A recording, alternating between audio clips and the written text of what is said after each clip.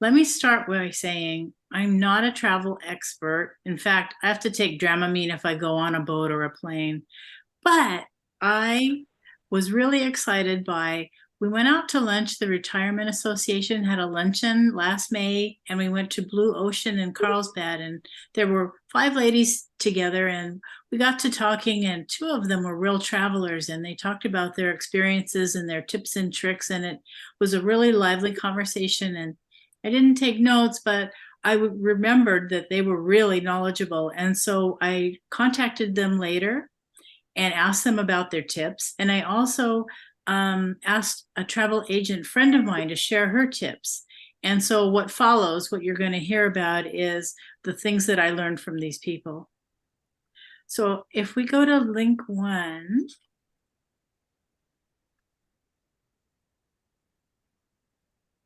my friend referred me to the Point Sky. The Point Sky is, or also known as TPG for short, is an American travel website and blog that produces sponsored news and stories on travel, means of accumulating and using airline points and miles, and credit cards. Most of what I learned came from reading articles, some of which I have linked on your handout. We're going to start off with ways to save money. There are a few points in the ticket shopping process where you can save money. The first point is, if you have a choice, flying midweek should save you money, and you probably already know that. While airfare prices fluctuate based on when you book, midweek travel is generally cheaper than flying on the weekends. According to Hopper, which is a travel booking app, travelers who fly midweek, usually Wednesday, can save an average of $56 per ticket on domestic airfare throughout the year. Midweek savings spike over $60 per ticket during spring break, and summer vacation months while flying midweek over the holidays can save you $100 or more. The same logic applies to international travel, though the savings aren't as big. Point 2, there's no magic time to book, so start monitoring prices early. There's an old myth that booking on a Tuesday will guarantee a traveler the best price. The reality is prices change so often and depend on the route, the travel dates, how many other people are booking those flights, that there isn't one day that guarantees you the best price. There is no one day or golden rule about when to book that applies to all travel. You might find airfare prices fluctuate Monday through Friday, according to Bob Harrell, an airfare consultant who analyzes airline pricing. According to Harrell, airlines look at customer demand and monitor booking trends to decide whether to open or close certain types of fares and whether to raise or lower existing fares. For domestic trips, the Point Guy recommends starting to monitor prices 3 to 4 months before your departure date and expect to book 1 or 2 months in advance. For international trips, they recommend starting to monitor prices 6 to 7 months in advance and expect to book 3 to 5 months in advance. That's a long lead time. Flights during the summertime and holidays are notoriously expensive, with air travel costs driven further this year by inflation, limited flights, high travel demand now that we can all get out again, and weather events. For busy travel periods such as spring break or summer weekends like the 4th of July, start planning 5 to 6 months in advance and expect to book 3 to 4 months in advance for the best prices and availability. Let's see. For Thanksgiving, Christmas, and New Year's Eve, the best time to book your holiday trips is typically in September and early October. So right now, get out there if you want to travel for the holidays. When Hopper predicts prices could be at least $100 cheaper than they will be later. So the summary here is, for domestic flights, expect to book 1 to 2 months in advance. For international trips, expect to book 3 to 5 months in advance. And for busy travel periods, book 3 to 4 months in advance. Okay, so point 3 is you need to shop for good prices, and I'll start with a few tips for you. When booking airfare, always search for only one ticket, even if you need 3 or 4 seats.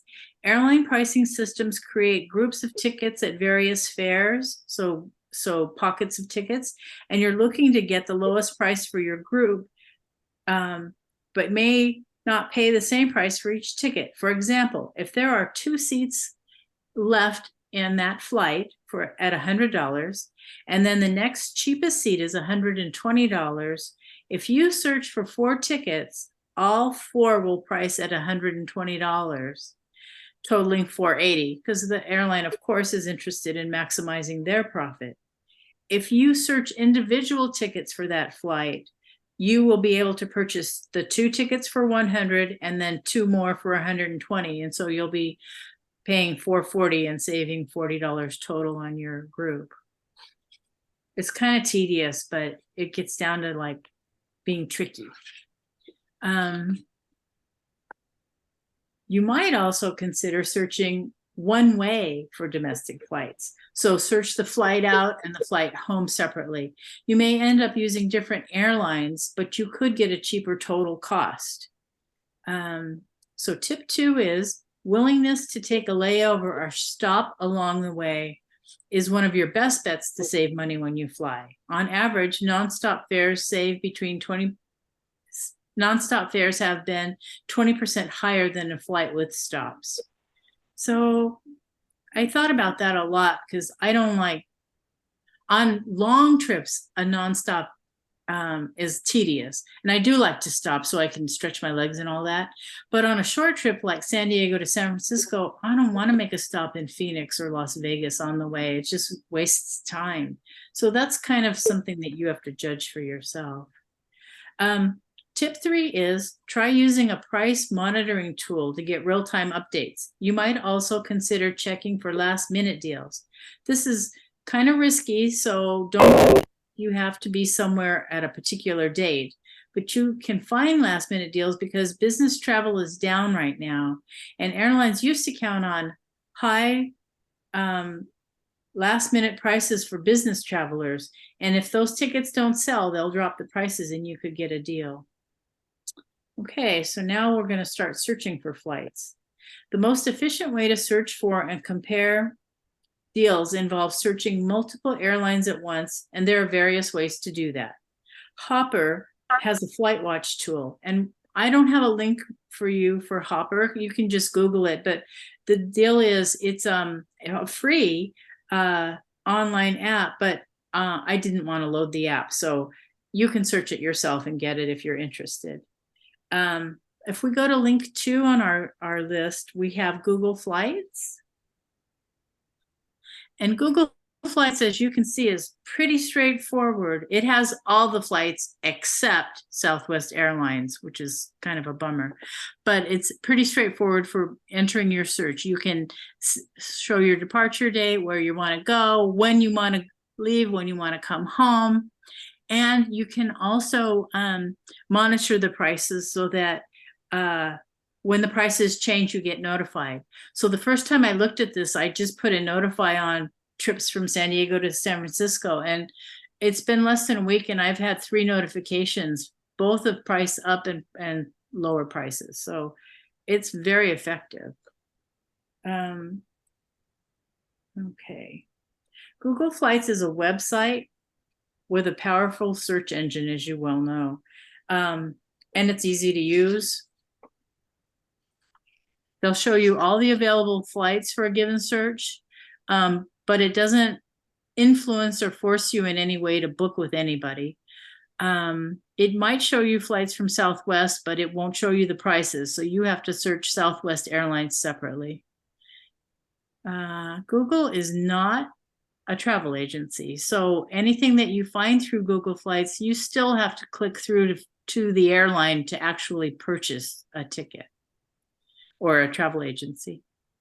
Okay, if we go to link 3, the Points Guide has some instructions for how to use Google Flights to find cheap flights to maximize your travel. And they have pretty good advice. They also have a lot of current articles about what people are doing and interesting things that you might try. So you might consider subscribing to it, or at least checking it here and there, because it's pretty interesting. I'm going to do it myself, I think. Okay. So I have a story from Jacqueline, one of our RA members who attended the luncheon. She says that she uses Google Flights to search for flights and and she clicks on track prices so that she gets an email when prices change. And she also searches on different days of the week to see how prices change. She also says that other popular search engines are Kayak or Momondo.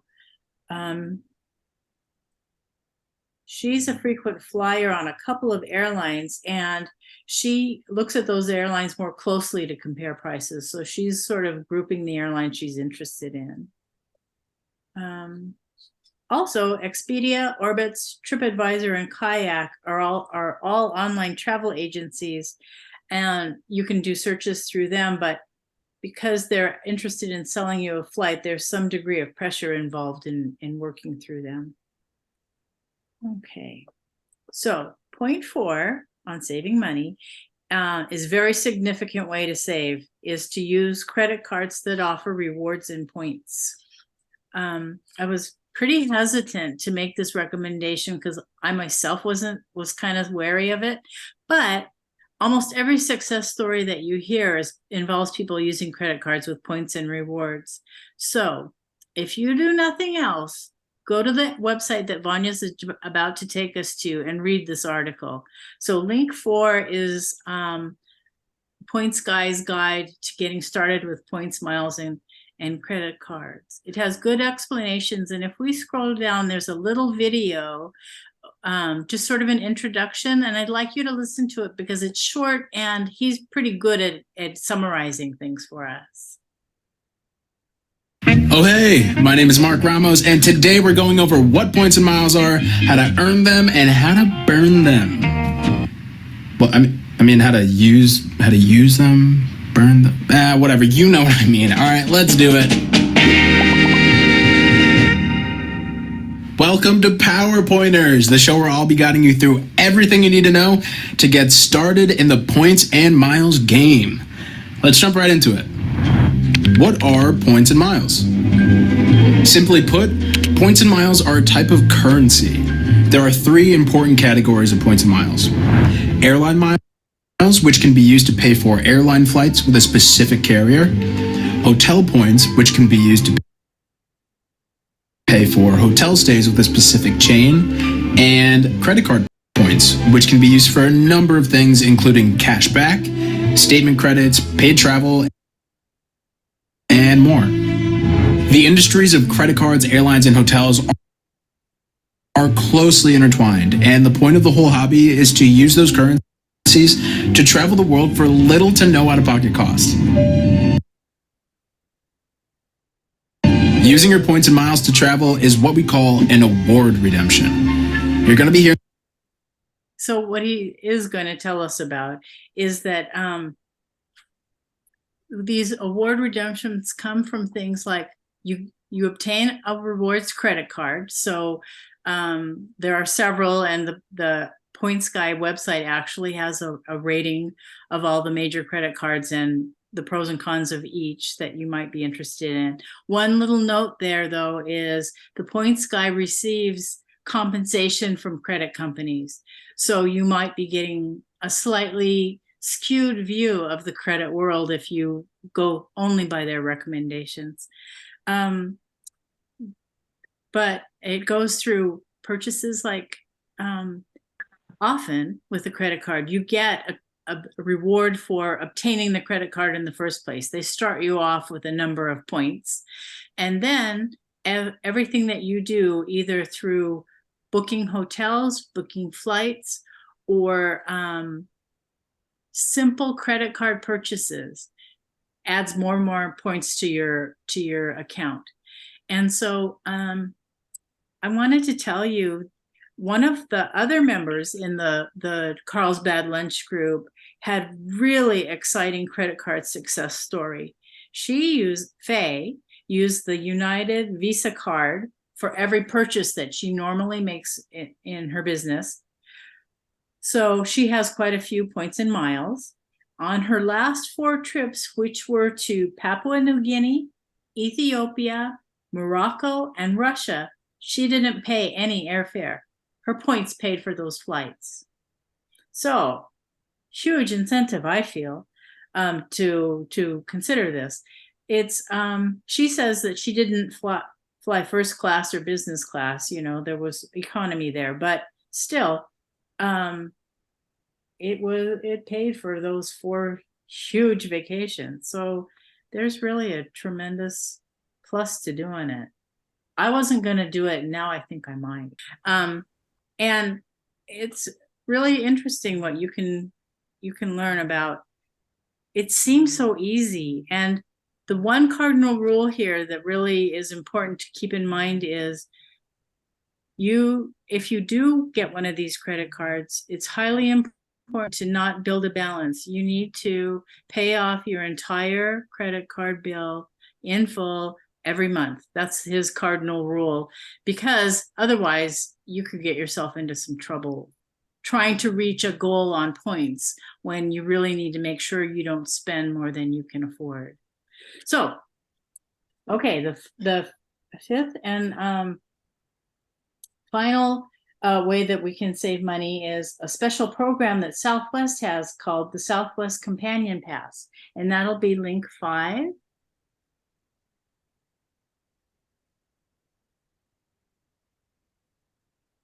And the Southwest Companion Pass is a really interesting program. It's a benefit that allows you to choose one person to fly with you free of airline charges, except for the taxes and fees. Once you earn it, you can begin enjoying the benefits immediately after you designate your companion, and you maintain your companion pass for the remainder of the calendar year in which you qualified for the pass and the year immediately following that. So if you time it right, you can enjoy this benefit for almost 2 years. And the good thing about the magic about this is that the Southwest Companion Pass is that you can use it as many times as you want until the pass expires. So you could technically fly every single day with a companion, and your companion would be free other than taxes and fees. It even applies to awards tickets. So you could use points to pay for your own ticket and then do this companion pass for your companion. And so neither of you are paying for your ticket. You're just paying the fees and taxes. So it's a tremendous deal. There's kind of a lot to go through to get it. You have to, the website that Vanya linked to is how to quickly earn the Southwest Companion Pass, because what you have to do is you get a bonus for getting the Southwest credit card, and then through your purchases and other activities, you start earning points, and you need to get quite a few points to qualify for this companion pass. But you can do it if you do your daily living spending on that Southwest card. The other good thing about this is they allow you to change companions 3 times in a year. So there's a little bit of flexibility about who you get to fly with. So those are kind of like all the tips that I came up with, but I know there's lots more experiences and tips out there. And I was wondering what you all would like to ask or share about your own experiences. Who is that? Wendy. Eileen. Hi.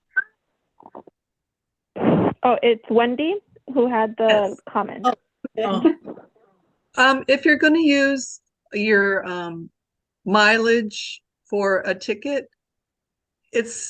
you can look on different days, and the amount of mileage that is required varies a lot. Like I always just went on one day and to get a nonstop to Chicago, and it was like 35,000 miles or 50,000. But if you look at different times and different days, it can vary considerably. Oh, that's good to know. Thank you. And then Nancy, you had something as well? You just have to unmute yourself. Yeah. Okay. Now I see it. It didn't come up. I'm on the phone because I couldn't get my computer to work. Can you hear me now? Yes. Yeah. Yeah. So one of the things I would say is I used to always use my American Airlines card, but really I switched to use, I keep that as a backup, but you only get 1 mile for $1 spent. Okay. And there are lots of blackout dates and almost none of the days, even when you look at various days, are available on the economy one. So you end up, I mean, it sounds great, and I've used it for flying before, but a much better one I've found is Capital One. Capital One credit card will allow you no blackout dates, no nothing. You can fly any day, anytime. You pick your own flights, but you get $2 for every dollar spent. You get 2 points, not 1 point. That's a lot better. For American is 1.4, they say, but there's so many blackout dates on American, it's impossible to use. And I had a terrible flight last summer to Brazil using American. I will never do it again. So, well, you heard some bad stuff about American too. Yeah. Yes, Eileen, you had a comment? Well, I think Nancy had a better suggestion than me. I was just going to say that if someone who wants to go to Britain, American Airlines is a companion with British Air, and I haven't flown for a while, but British Air used to have direct flights to London. I suppose they still do from San Diego. So American worked great for me because I could fly either internally in America, or I could go on British Airlines with my American mileage. And I did the same thing as Shirley is recommending. At the time that I was flying, I bought everything, absolutely everything on my American charge card, and I never had to pay for a flight. But then I have too many flights, I have too many miles. And so I tried to give some to my family, and I discovered that's expensive to do. I think I had to pay $1,500 to transfer, I forget how many miles to them. But so it's, if you don't use your miles, you want to transfer them, that can be expensive. But it is a good idea, I think, to look at the companion airlines, and in case you want to have a card with American, but want to travel on British. That worked well for me. But Capital One sounds great. Thank Rose you. had a question for the group, Shirley. I don't know if you know this. Is it true that you should search in private modes, as airlines can remember your searches and charge you more if you don't book the first time? I don't know that. I didn't know that. Wow. I've heard. Mm-hmm. So also another thing with the Capital One, they actually will make your reservations and everything for you if you want. They sort of run a travel agency also. So you can call them and tell them where you're going, and they will actually look through and try to find you the cheapest flights. And if the flights go down in price. Another plus for Capital One, for those of you who have not already gotten your TSA or global entry, Capital One will pay the $85 for TSA for you. Oh, there's a question for you. Does Capital One have an annual fee? Yes, it's $95 a year, but it's well worth it. If you get, I pay for everything with my card too. I mean, if I go to the grocery store, I use my Capital One, whatever, or when everything that I don't buy at Costco goes on my Capital One card. And that's the way that you rack up the miles. But there are no blackout dates, which makes it very, very convenient. You can go on any airlines anytime you want. And if you don't have quite enough miles, they'll let you just pay the rest in cash. So you essentially can make a reservation with your Capital One. If you want to do it yourself, you can make the reservation with your Capital One, and on your next billing, they will refund you if you have the points to cover it. Nice. Mm-hmm. Debbie had a comment as well as a question, I think. So yes, check various credit cards to compare their travel insurance coverage, as some can be excellent. Nancy, so yeah, that's great. That's and a then good she also point. says, Mm-hmm. She recently booked a hotel on credit card points, and the rate was a little over 2/3 of the price of booking the hotel directly on the website. So the hotel is free on points, is basically what she's getting at. Nice. Wendy? Somebody mentioned TSA pre-check with Capital One. You can do that now at Staples if you Really? bring your documents instead of having to go to the airport. It Oh, took, that's good my to sister know. did it when she was visiting, and it took like 10 minutes. Just an FYI. Yeah, that's nice. Mm-hmm. And then Mickey uses Chase Sapphire to get 10 times points for travel, and for some, 3 times for each dollar spent. It also has $300 for Uber, Place or Global Entry. However, it does cost about $600. Hmm. And then Wendy, was that another comment or was that an old hand? Old hand, okay.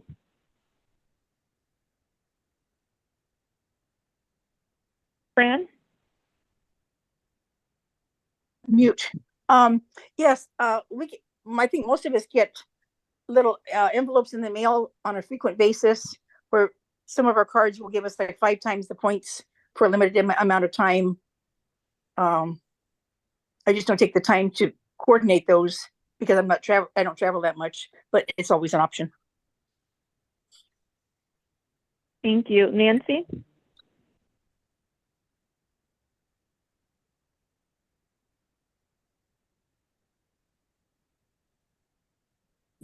And another thing with Capital One, I know people who fly with American, like I've been with somebody else who had an American, what do you call it? You know, where the lounge that you have to pay like $400 or $500 a year to use the lounge. Well, I traveled with somebody who had that because she did it for business. So I went to the American Lounge with her. I think that was in Mexico City. But Capital One has a lounge for any Capital One holder can use, but it's only in certain cities. But where was I? I was in a fantastic one. Trying to think which city I was in at the time. But if you look up on Capital One, you can look up lounges. It's free to go into the lounges. And when you go in there, oh my God, I couldn't believe it. They even have a place where you can shower if you want to, but they have, if you have they have food galore. It's all free. The only thing you have to pay for is if you order an alcoholic drink. Other drinks are all free. It was an amazing buffet. I'm trying to think what place I was in when this was, where I was. But you can look them up online at Capital One lounges, and it tells you all the airports that have them. I just happened to see the sign in the airport, new Capital One lounge coming. Go this way. So I did. And I had a 2-hour layover or something. So I went there and I went, oh my gosh. So all they have to do is show your Capital One card. You're free. You go in, you can eat anything. They even have food packed ready to go to take with you if you want. So it was just amazing. Oh my goodness. I believe Mickey says that Chase Sapphire may also pay for some lounges at airports. So that's good to know.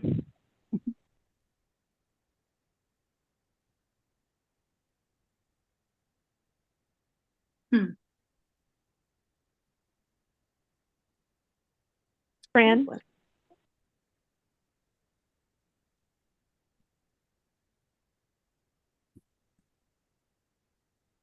You just have to unmute yourself, Fran. Oh, United also sends me one pass per year to use their lounge. Oh.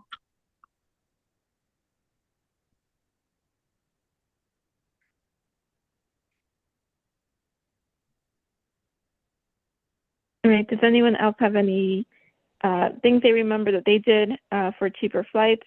I'm not sure. I have heard as well the rumor that you should search in private mode. I'm not sure how much that holds true, but it can't hurt to try, just to make sure they don't remember your searches and then charge you more. Yeah. Yeah. Another thing to watch out for, I was just making reservations because I'm going back east next week and making reservations. I was checking the different time layovers, and no, I don't want to lay over 3 hours in Atlanta on my way to Washington. So I looked at different prices, but one of the other things to look for is, what do they charge you to have a carry-on? I couldn't believe it. United, I think it was, which has a good straight through flight, no stops to Washington, D.C., but they charge you like $30 a bag to carry it on. And I'm going, no, I want to take my luggage with me after all the luggage losses I've had. I go with a small suitcase and that's it. And I carry it on. But I couldn't believe that. So each way I would have had to pay $60 to carry my suitcase on. And I'm going, this is just a little crazy. That's the only airline I've seen that on. I ended up booking straight through flight with no stopovers, straight through on Alaska. And it turned out to be cheaper. I didn't even know Alaska flew to Washington, but I look them all up. So anyway, to take a look at what they charge for luggage costs.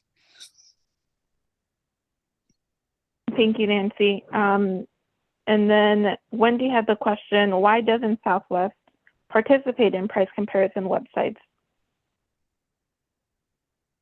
Good question. Well, I read that it's because they want to control access to their information, but that would be true of anybody. That doesn't, really give much explanation. Yeah, and then Ramona had the question, how do you search in private mode? From what let me check. From what I am aware of, you just go to your browser and then in settings somewhere, there's like a way to go either private or incognito. Sorry, I'm trying to move video out of the way. So here, for example, it would be new incognito window.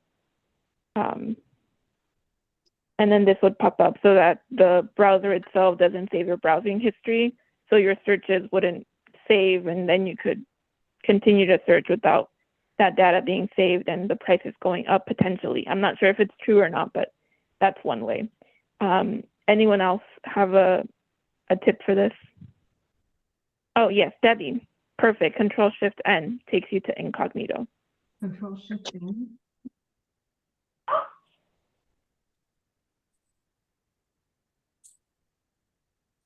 Eileen?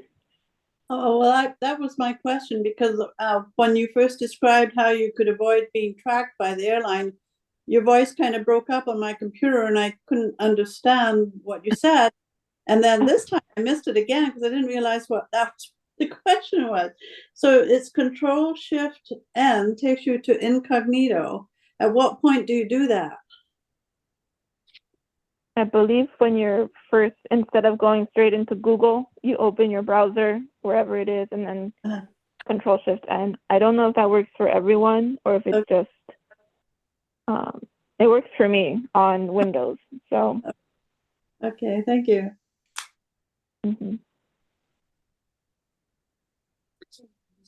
You have to outsmart technology nowadays, everyone. That's difficult at my age. So Vanya, I can't raise my hand or anything on here. Can you hear me okay? This is Nancy. Yeah. Okay. So another thing is, if you're traveling in Mexico or South America, think about booking through Aeromexico, even to Costa Rica. If you go through Aeromexico, you can actually, on the U.S. side, go to the cross-border crossing. And if you have an airline ticket, it will take you directly in. You park your car there now, and on the American side, you walk inside a covered border crossing. There's somebody at the beginning that checks to make sure you actually have a ticket, because you can't go in there and you can't walk through the border crossing unless you have an airline ticket for that day. So you walk through the border crossing and you end up directly in the Mexico City airport. So there's no driving, there's no trying to get a cab, no nothing. And you can buy a cross-border pass, which is round trip. So you walk across and you walk back when you come back. It's like $35 or something, and you can buy it online before you go. This is in Tijuana, Well, it's if you're across flying the border? no, the cross-border crossing is on the US side. So if you were to go south on 5, you can look up cross-border, look up X-border crossing, and it will tell you how to buy an X-border crossing ticket, which is like, I don't know, was $35 last time I looked. And when you do that and you have somebody drop you off at the cross-border side, I hear you can actually now get from the downtown train station that they have a shuttle that runs there too. I heard that, but whether that's still in place, I don't know. The So Blue Line trolley goes to the border. right. I don't know how close that is to the cross-border crossing. You'd have to look that up Yeah. another way.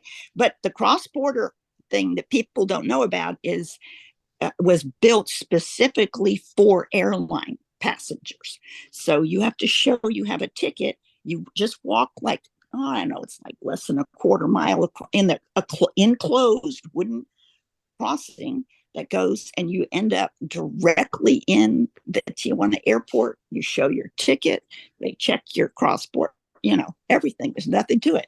And it just makes it 100% easier and cheaper, because you can take the same flight out of San Diego and this that you take out of Mexico City, and if it's well, if you go through Aeromexico and look that way, it's usually much cheaper to fly out of Tijuana. My sister has that border crossing, and yes, you are right, Nancy. It was like $200 cheaper for her and my nephew for a flight. So yeah, Oh yeah, I would recommend that as well. It's actually super. I just find that a lot of people just don't know it exists, but it's really good. The trolley is not very close to cross-border crossing. Yeah, I would no. guess so. We don't want to make it too convenient. It's on the east side. So once you take 5, you take 905, then you take another exit further east and go south to the cross-border crossing. Yeah, you can Google the directions of how to get to the cross-border crossing, and you can take an Uber part of the way if you want. So, but they also have parking. So if you're going for a short, they have parking there. Yep. Thank you.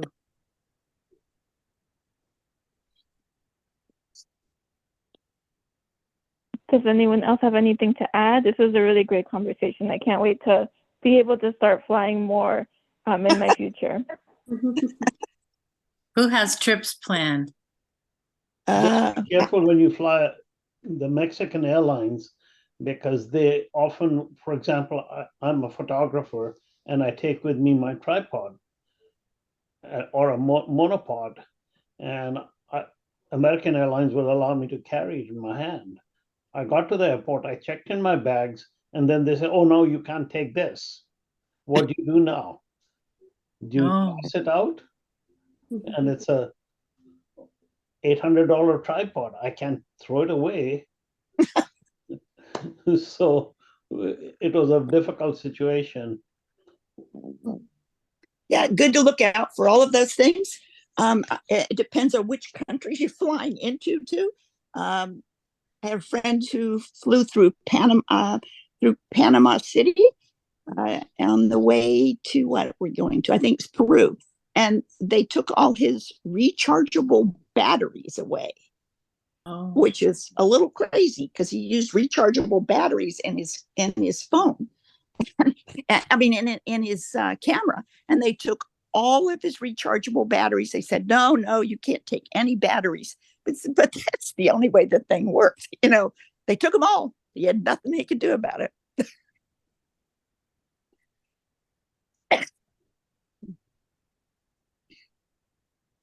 All right. Well, thank you so much, Shirley, for this. I think It's a great start to our travel series. And then I hope I can see all of you or many of you on our next event, as we will continue discussing travel and the like. Do you have anything else to add, Shirley? Nothing to add except thank you all for participating. It was really a good conversation. Yeah. Thanks, Shirley. Thank you, Shirley. Very interesting to get us all Thank talking. you. Yeah. Thank you so much. Goodbye, everyone. Bye. Bye. Thank you. Thanks, Vanya. Thank you.